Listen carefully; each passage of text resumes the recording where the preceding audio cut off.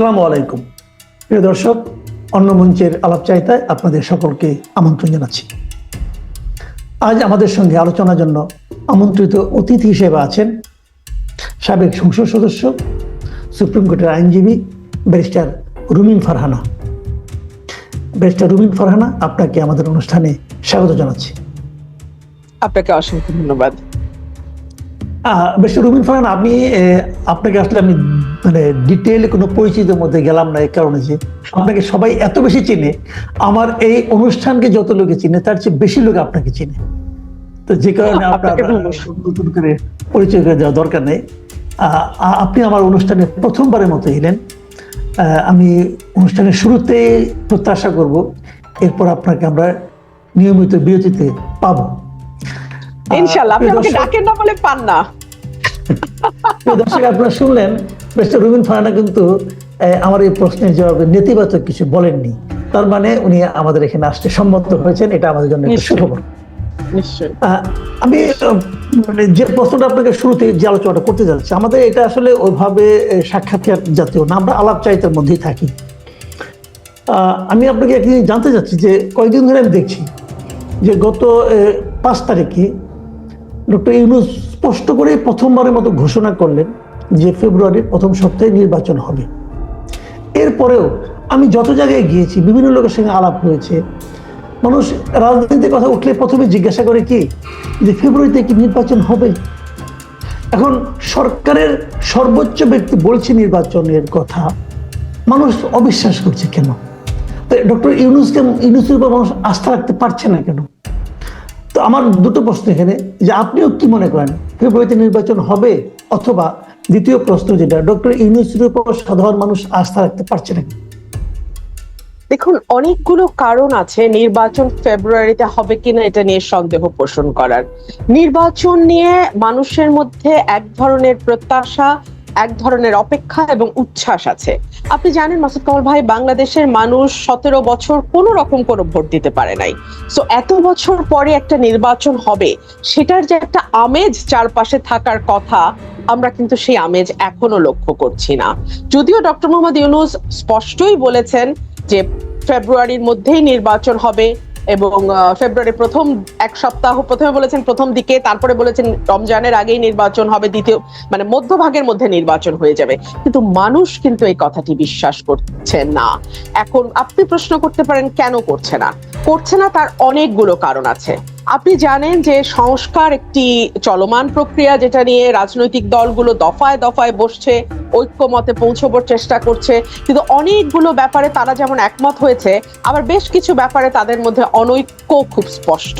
এবং কোনো political party যদি সেই অনৈক্যকে পুঁজি করে নির্বাচনটিকে পিছিয়ে দেওয়ার চেষ্টা করে, তাহলে সেখানে খুব একটা অবাক হবার কিছু থাকবে না।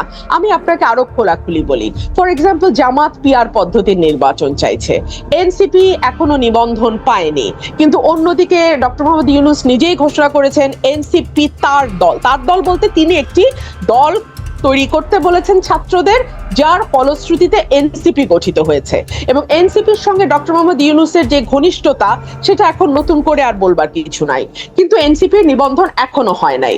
আবার জামাত চাইছে পিআর পদ্ধতি।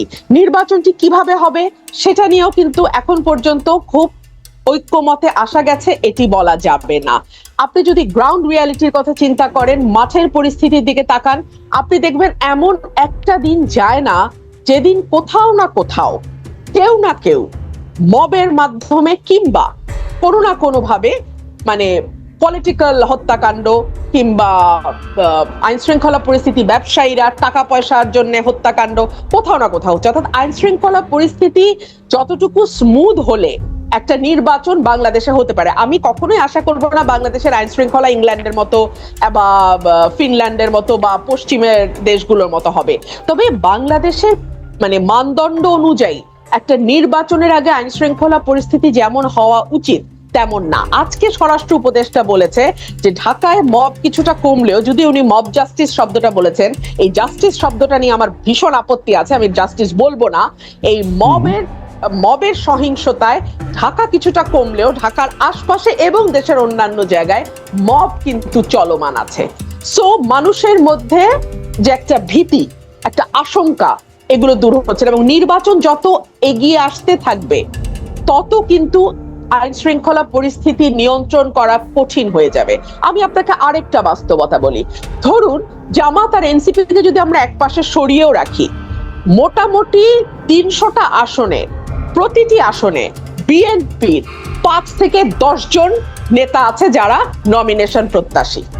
যেই মুহূর্তে একজনকে নমিনেশন দেয়া হবে সেই মুহূর্তে 2 জন 3 জন স্বতন্ত্র দাঁড়িয়ে যাবে, বাকিরা এক ধরনের আইন শৃঙ্খলা পরিস্থিতির অবনতি হবার আশঙ্কা সেই জায়গা থেকেও আমরা করছি, সেই জায়গা থেকেও তৈরি হতে পারে। তারপরে আওয়ামী লীগ নির্বাচনে আসবে কি আসবে না এটা নিয়ে কিন্তু 2 রকমের মত আপনি দেখবেন দেশে প্রচলিত আছে। মানে একটা গ্রুপ অফ পিপল বলছে যে আওয়ামী লীগ কোনো পলিটিক্যাল পার্টি না, আওয়ামী লীগ হচ্ছে মানে এমন একটা দল যেটাকে আমরা মাফিয়া বা গ্যাংস্টারের মতন একটা মানে গ্রুপ অফ পিপল, যাদের নির্বাচনে আসা না আসায় আসলে কিছু যায় আসে না। কিন্তু আরেকটা মত হচ্ছে যে না, আওয়ামী লীগ পুরাতন রাজনৈতিক দল, আওয়ামী লীগকে ছাড়া যদি আপনি নির্বাচনে যান, that will be the reputation of 14, 18 or 2024। 18টা যদি বাদও রাখি, 14 এবং 24-এর ইলেকশনের রিপিটেশন হবে। সো এতগুলো ভিন্ন ভিন্ন অ্যাসপেক্ট যখন মাঠে ক্রিয়াশীল থাকে, তখন আপনি কিভাবে একটা স্মুথ ইলেকশন আশা করেন? তাহলে প্রধান উপদেষ্টা যেটা বলেছিলেন আর কি, যে উনি ইতিহাসের সর্বশ্রেষ্ঠ নির্বাচন উপহার দিবেন, তো এটা কি তাহলে আসলে কথাই থেকে যাবে? আপনি দেখুন, আমি আজকে লক্ষ্য করছিলাম যে অন্তত পক্ষে সরকারের তরফে 4 জন, আমি যদি ভুল না করি 2 জন উপদেষ্টা এবং 2 জন সরকারের নীতি নির্ধারণী মহলের, তারা বারবার কিরা কসম কেটে বলতেছে ফেব্রুয়ারিতেই নির্বাচন হবে। কোন দল কি বলল, কোন দল নির্বাচনে আসলো বা না আসলো তাতে কিচ্ছু যায় আসে না, সরকার ফেব্রুয়ারি ঘোষণা করেছে, তো ফেব্রুয়ারিতে নির্বাচন হবে। অর্থাৎ তারা নিজেরাও জানে যে কতটা ভোলেটাইল একটা সিচুয়েশন এখন বাংলাদেশে প্রিভেইল করছে। তারা নিজেরাও কিন্তু খুব একটা কনফিডেন্ট না যে কেমন ইলেকশন, বাট তারা রিপিটেডলি কথাটা বলছে। আপনি মাসুদ ভাই যখন একটা কথা বারংবার বলবেন, তখন ওটা আপনার নিজের প্রতি আস্থাহীনতারই একটা বহিঃপ্রকাশ। না হলে একই কথা আসলে বারবার বলার দরকার নাই। এবং বাংলাদেশ বিশ্বের সম্ভবত অল্প কয়েকটা দেশের একটা, যেখানে নির্বাচন আসলেই অবাধ, সুষ্ঠু, নিরপেক্ষ, স্মরণকালের সবচেয়ে ভালো, জীবনে এত ভালো ইলেকশন কোনোদিন হয় নাই, আমরা পৃথিবীর শ্রেষ্ঠ ইলেকশন দেব, এই সব উদ্ভট এবং বাজে কথা নির্বাচনের আগে যুক্ত করা হয়। আরে ভাই, নির্বাচন মানেই তো free, fair, inclusive and neutral হওয়ার কথা। তো এটাকে আবার এতগুলো বিশেষণ দিতে হয় কেন? আমি তো এটাও বুঝি না। আচ্ছা, আপনি আরেকটা কথা বললেন যে এই এনসিপি কে আপনি বললেন যে এটা ডক্টর ইউনূসের দল। আচ্ছা ঠিক আছে, হতে পারে এনসিপি দল, কিন্তু ইদানিং কি আপনি খেয়াল করছেন যে এনসিপি কিন্তু ডক্টর ইউনূসের ব্যাপারেও বেশ মানে শুনতে ভালো শোনায় না এই ধরনের শব্দ উচ্চারণ করে কিন্তু ইউনূসের সমালোচনা করছেন, যে ডক্টর ইউনূস ভুল জায়গায় সেজদা দিয়েছেন না কি করেছেন এগুলো বলছেন। তাহলে নিজের দল তার সৃষ্টিকর্তার বিরুদ্ধে এই ধরনের কথা বলছে, এটাকেই বা আপনি কিভাবে জাস্টিফাই করবেন? এখানে দুটো বিষয় হতে পারে। যেহেতু শুরু থেকেই এনসিপি কে কিংস পার্টি বলা হচ্ছে, শুরু থেকেই আমি এনসিপি কে রাজার দল বলি। কিংস পার্টির চেয়ে আমার কাছে রাজার দল কথাটা বেশি পছন্দ, সো আমি তাকে রাজার দল বলি। সো তাদের এক ধরনের পারসেপশন ক্রিয়েটের ব্যাপার আছে যে না, আমরা রাজার দল না। এই যে দেখুন, আমরা রাজাকেও সমালোচনা করি, কিন্তু আপনার বা আমার অভিজ্ঞতা কি বলে? টকশোতে যখন আমরা বসি, এনসিপি যিনি রিপ্রেজেন্ট করছেন, তিনি এনসিপি কে যতটা রিপ্রেজেন্ট করেন, গভর্নমেন্টকে তার চেয়ে কোনো অংশে কম রিপ্রেজেন্ট করেন না। সো এই যে একটা পারসেপশন তৈরি হয়েছে যেটা রাজার দল, সেটা ডক্টর ইউনূসের কথা থেকে এবং এনসিপির আচরণ থেকে, সেটা ভাঙবার একটা চেষ্টা হয়তো নির্বাচনের আগে তারা করতে চাইছে। এক, অথবা যেটা হতে পারে সেটা হচ্ছে রাজার সঙ্গে তাদের এতদিন যে সুখের সংসার ছিল, সেই সংসার সম্ভবত ততটা সুখের এখন আর নাই। কারণ আমরা রাজার উপদেষ্টা মানে অর্থাৎ পারিষদদের, মন্ত্রী পরিষদ সদস্যদের, অন্যান্য উপদেষ্টাদের বলতে শুনছি যে এনসিপি যাই বলুক না কেন, রাজা যেহেতু নির্বাচন ফেব্রুয়ারিতে বলেছেন, সো নির্বাচনটি ফেব্রুয়ারিতেই হবে। এখনো কিন্তু এনসিপির নিবন্ধন হয় নাই। সুতরাং এনসিপির জন্য অত্যন্ত অত্যন্ত চ্যালেঞ্জিং হয়ে যাবে ফেব্রুয়ারির আগে, নির্বাচনের আগে তাদের সমস্ত শর্ত পূরণ করে একটা মানে রেজিস্ট্রেশন পাওয়া। সো এই সকল কিছুর বিবেচনায় রাজার সঙ্গে বনিবনা না হওয়া, তারা প্রথম দিকে যেরকম দাপট এনজয় করেছে, যেরকম যাচ্ছে তাই কথা বলা, যাচ্ছে তাই আচরণ করার এক ধরনের প্রচ্ছন্ন সমর্থন তারা সরকার থেকে পেয়েছে। না হলে তো উপদেষ্টাদের পিএসরা কোটি কোটি টাকা বানাতে পারতো না, না হলে তো উপদেষ্টাদের পিতারা এলাকায় এলাকায় মব রাজত্ব কায়েম করতে পারতো না। এবং দেখেন আপনি, এই মব রাজত্ব কায়েমের কথা গণমাধ্যমে আসার পরেও এখন পর্যন্ত আমি দোষী নির্দোষ সরিয়ে রাখি, একটা ন্যূনতম ইনভেস্টিগেশনও হয় নাই। তো আপনি আমাকে বলেন মানে এই দল রাজার দল না হলে আর কি, তারা এখন যেই পারসেপশনই ক্রিয়েট করার চেষ্টা করুক না কেন। সো এই দলটি হয়তো এখন প্রথম দিকে যেরকম প্যাম্পারিং পেয়েছে, বাংলাদেশের সেনাবাহিনী যেটা আমাদের স্বাধীনতার সার্বভৌমত্বের প্রতীক, সেই সেনাবাহিনীকে তারা কোন ভাষায় অ্যাটাক করেছে আপনার নিশ্চয়ই মনে আছে। সেনাবাহিনীর একজন মেজরের ফ্যামিলি সম্পর্কে যেই ধরনের বাজে কথাবার্তা তারা ফেসবুকে দিয়েছে, এটা কোথাও হয় না মাসুদ কামাল ভাই, পৃথিবীর কোথাও হয় না। সেনাবাহিনী প্রতিটি দেশের স্বাধীনতা সার্বভৌমত্বের প্রতীক। এটাকে যখন আপনি কটাক্ষ করবেন, এটাকে যখন আপনি হেয় করবেন, তখন আপনি কিন্তু বাংলাদেশের স্বাধীনতা সার্বভৌমত্বকে প্রশ্নের মুখে ফেলে দেবেন। জি, আরেকটা প্রসঙ্গ, এটা খুব রিসেন্টলি হয়েছে, আমি মানে এটা আলোচনা হচ্ছে, আমি সম্ভবত এটি আমাদের শেষ প্রশ্ন, সেটা হলো যে বিভিন্ন দূতাবাস থেকে একটা মানে মৌখিকভাবে নির্দেশ গিয়েছে যে রাষ্ট্রপতির ছবি নামিয়ে ফেলতে হবে, কিন্তু এই ব্যাপারে কোনো প্রজ্ঞাপন হয়নি, মৌখিক নির্দেশ গিয়েছে এবং এটা অনেক জায়গায় পালন করা হচ্ছে। তো আবার এটা দেখলাম যে আমাদের দেশীয় রাজনীতিবিদরাও এটাকে একভাবে সাপোর্ট দিচ্ছেন।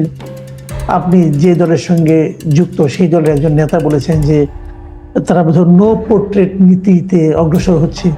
তো এখন যেটাই হোক, কোশ্চেনটা হলো কি যে এই জিনিসটা যদি হয়ে থাকে, এর তো কোনো প্রজ্ঞাপন দেখলাম না, সরকারি কোনো নির্দেশনা দেখলাম না, এটা কি মৌখিকভাবে হয় অথবা এভাবে কি হওয়া উচিত? রাষ্ট্রপতি কি ব্যক্তিটা ইম্পর্টেন্ট না চেয়ারটা ইম্পর্টেন্ট? এই বিষয়গুলো নিয়ে কিন্তু অনেক জায়গায় আলোচনা হচ্ছে। এটাকে আপনি আসলে কিভাবে দেখছেন? দেখুন, গত এক বছরে রাষ্ট্রটাকে ঐক্যবদ্ধ রাখা, মানুষকে ঐক্যবদ্ধ করা, 15 বছর যে বিভাজনের চাষ হয়েছে সেটাকে বন্ধ করা, ল অ্যান্ড অর্ডারকে স্থিতিশীল করা, প্রতিষ্ঠানগুলোকে শক্তিশালী করা, এই দিকে মনোযোগ না দিয়ে সরকার আরো অন্যান্য অনেক নিটিগিটি ছোট ছোট ব্যাপারের দিকে মনোযোগ দিয়েছে। ধরুন এই যে এই রাষ্ট্রপতির পোর্ট্রেটের ব্যাপারটাই ধরুন, এই পোর্ট্রেটটি সরানো কেন হলো আমরা কেউ জানি না, আপনি জানেন না, আমি জানি না, রাজনৈতিক দলগুলো জানে কিনা আমি জানি না। সো এই যে কেউ না জানলো, চুপে চুপে একটা মৌখিক নির্দেশ দেয়া হলো, এটার অর্থটা কি? যদি নো পোর্ট্রেট নীতি নিয়ে থাকে তাহলে সেটা প্রজ্ঞাপন দিয়ে আমাদের জানা, তাহলে কারো পোর্ট্রেট থাকবে না, ওয়েল এনাফ। আর কোন পলিটিক্যাল পার্টি যদি সেটাকে সাপোর্ট করে, তাহলে আমি আশা করব সেই পলিটিক্যাল পার্টিও যখন ভবিষ্যতে ক্ষমতায় যদি যায়, তাহলে তারাও নো পোর্ট্রেট নীতি নেবে, ডেফিনেটলি আমরা সেটা আশা করব। সো আমরা না এখন পিসমিল বেসিসে কাজ করছি, মানে যেটা সামনে আসছে ওটা নিয়ে কাজ করছি, কিন্তু আমাদের আসল যে কাজগুলো, এই সরকারের যে গুরু দায়িত্বটা ছিল 5ই অগস্ট 2024 সাল থেকে আজকে 25 সালের অগস্ট মাস অলমোস্ট শেষ হতে যাচ্ছে, এখন পর্যন্ত সেই আসল জায়গাগুলোতে আমরা হাত দিতে দেখলাম না। রাষ্ট্রপতির ছবি থাকবে কি থাকবে না সেটা নিয়ে সরকার যত ব্যস্ত, তার চেয়ে যদি বাংলাদেশের ল অ্যান্ড অর্ডার সিচুয়েশনটা ঠিক করার দিকে সরকার মনোযোগী হতো, যদি মানুষের নিরাপত্তা দেওয়ার ব্যাপারে সরকার মনোযোগী হতো, যদি একজন ভালো উপদেষ্টাকে স্বরাষ্ট্রের দায়িত্ব দেওয়া হতো, যদি নির্বাচন সামনে রেখে কিভাবে তারা রোডম্যাপ তৈরি করবে সেটা নিয়ে মানুষের সামনে একটা ক্লিয়ার পিকচার দিত, যদি রাজনৈতিক পলিটিক্যাল পার্টিগুলোর মধ্যে ঐক্যমতের ব্যাপারে আরেকটু জোর দিত এবং যত দ্রুত সম্ভব নির্বাচনের ব্যাপারে একটা ফয়সালা করতে পারত, তাহলে আমার মনে হয় যে দেশটা আরেকটু বোধহয় রাইট ট্র্যাকে যেত। আপনি যদি সাধারণ মানুষের দিকে কান পাতেন, যারা কোনো পলিটিক্স করে না, তারা কিন্তু ভীত এবং তারা বলে দ্রুত একটা পলিটিক্যাল গভর্নমেন্ট আসুক, সেই গভর্নমেন্ট যেমনই হোক is better than an unelected government. আমরা তো দেখলাম রাজনৈতিক নেতাদের শাসনও 53 বছর দেখলাম, আবার আমরা অরাজনৈতিক বিশ্ববিখ্যাত অতি উচ্চ শিক্ষিত মানুষের শাসনও এই 1 বছরে দেখলাম। সো মানুষ তো তার কম্পেয়ার নিজেরা নিজেদেরটা করতে পারে। জি, অনেক ধন্যবাদ রবিন ফারহানা। প্রিয় আপনাকে দর্শক, অসংখ্য ধন্যবাদ। প্রিয় দর্শক, আপনারা শুনলেন ব্যারিস্টার রুমিন ফারহানার বিশ্লেষণ আমাদের নির্বাচন নিয়ে, ডক্টর ইউনূসের কথার প্রতি মানুষের আস্থা নিয়ে, রাষ্ট্রপতির ছবি নিয়ে, আইন শৃঙ্খলা নিয়ে, সবকিছু নিয়ে। আমরা আগামীতে আরো নানা প্রসঙ্গে ওনার সঙ্গে আলোচনায় বসতে চাই। ততক্ষণ পর্যন্ত আপনারা ভালো থাকবেন। এখন এই পর্যন্তই। আল্লাহ হাফেজ।